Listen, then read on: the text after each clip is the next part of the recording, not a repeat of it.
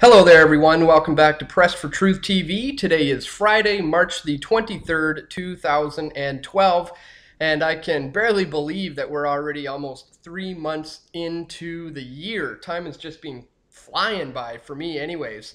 It's hard to believe that April is right around the corner, and we got a lot of things coming up in April. First of all, Richard Gage, the founder of Architects and Engineers for 9/11 Truth, is currently on a cross-Canada speaking engagement. He's on tour, and he will be here in Toronto on April 3rd. The venue is yet to be announced, but as soon as I get that info, I will let you guys know in case you wanted to come down and check it out. I'll be there. The other guys from Press for Truth, Stephen Davies and Brian Law, if they are available, will be there as well.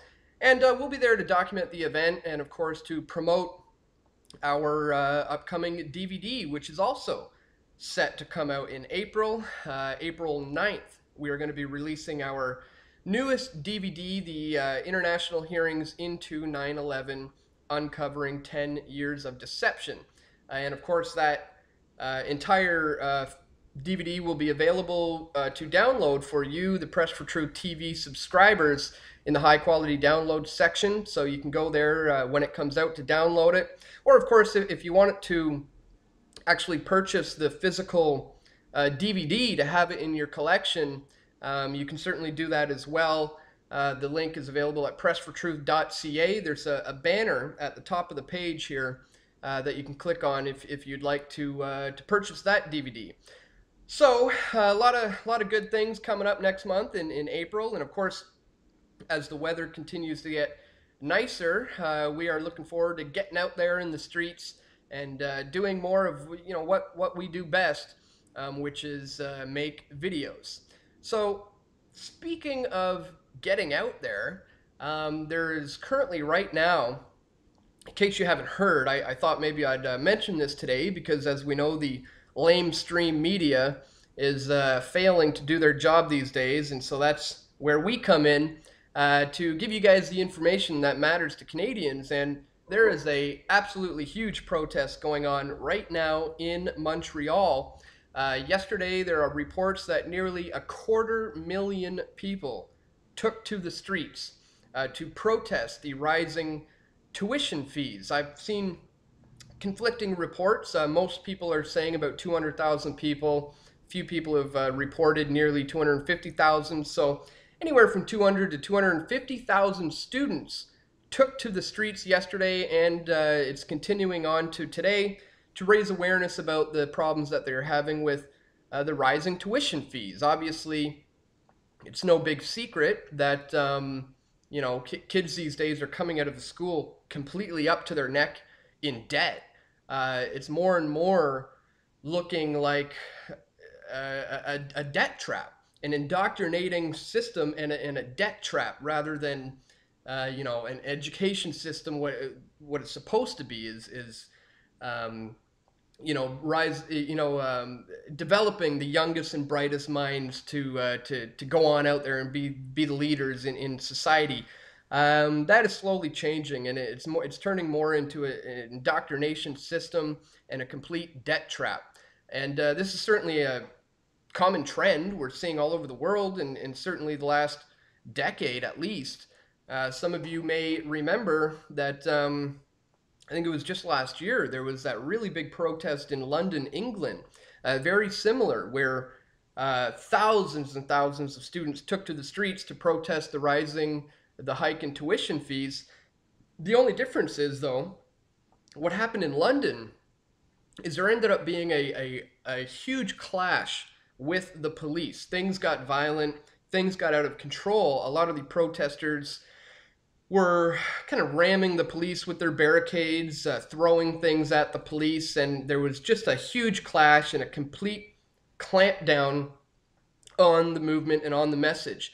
And I'm happy and proud to report that we're not seeing that here in Canada.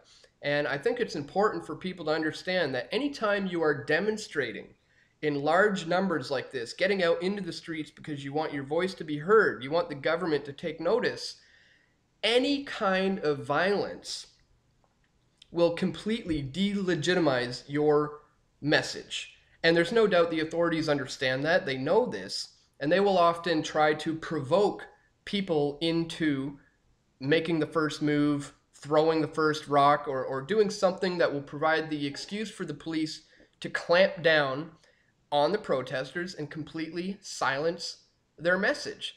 So it's important that we remember that violence in that manner only benefits the very system that you were trying to rise up and fight against.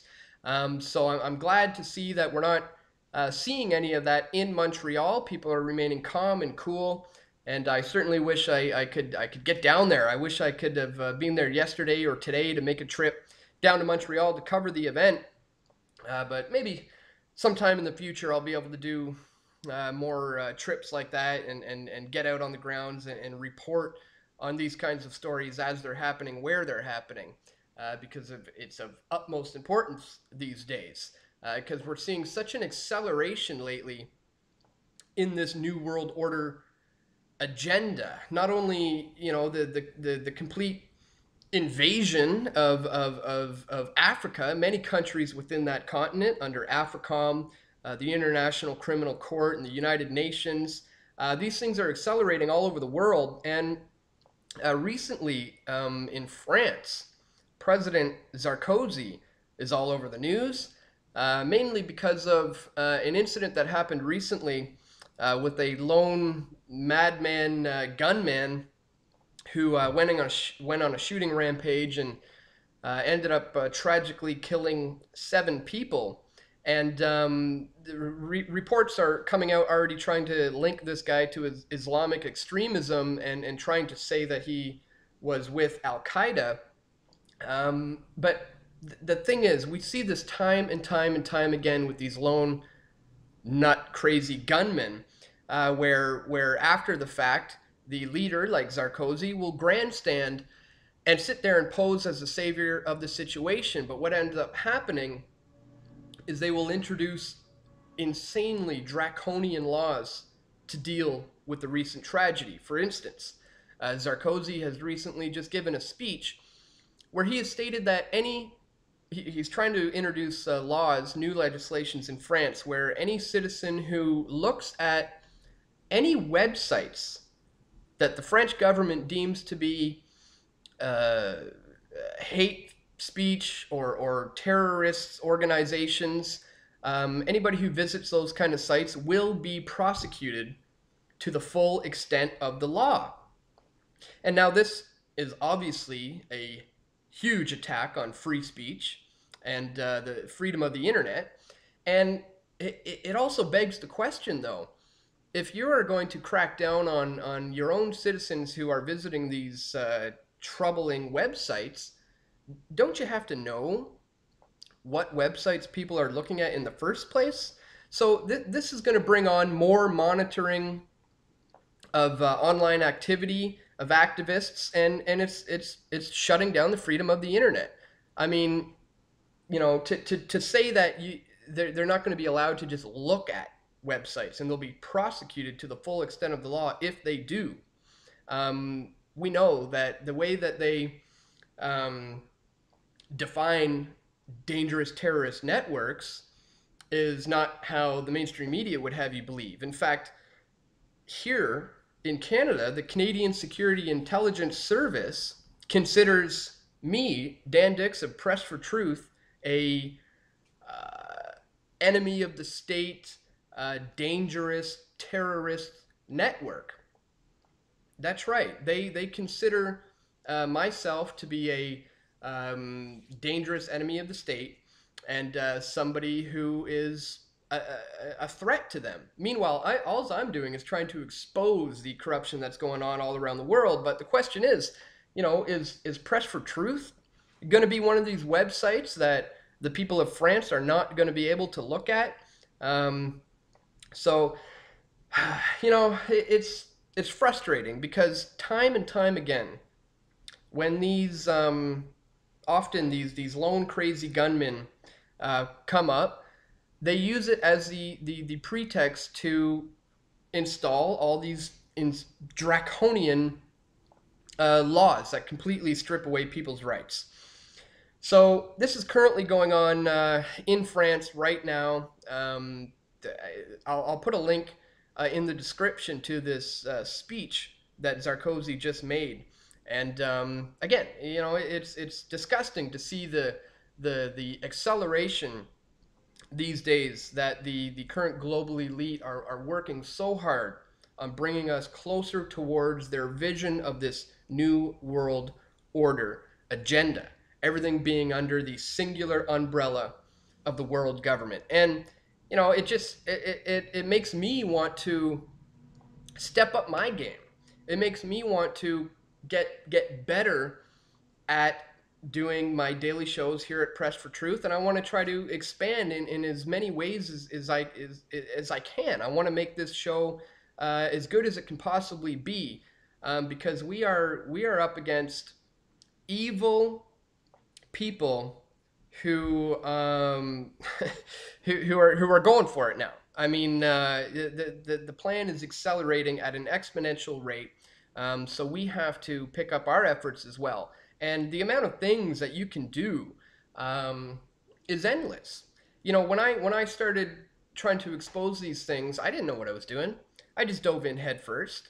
And you can do the same. Anybody can set up a blog. You can set up a website. Most of these things are free these days. You can get a YouTube channel. You probably already have a camera in your pocket with your cell phone. So you can start shooting videos. You can start writing articles. You can start getting active in the streets, communicating with grassroots movements in your area. You can contact your local members of parliament for any issues you may have with bills that they're trying to introduce. The list of things that you can do is endless, but the important thing is that we continue to do our best to expose wickedness in high places. And so anyways, guys, on that note, I'll call it a show for today. I hope everyone has a great weekend, and I guess that's it for today. I will speak to you again on Monday. Okay, guys, take care. Talk to you soon.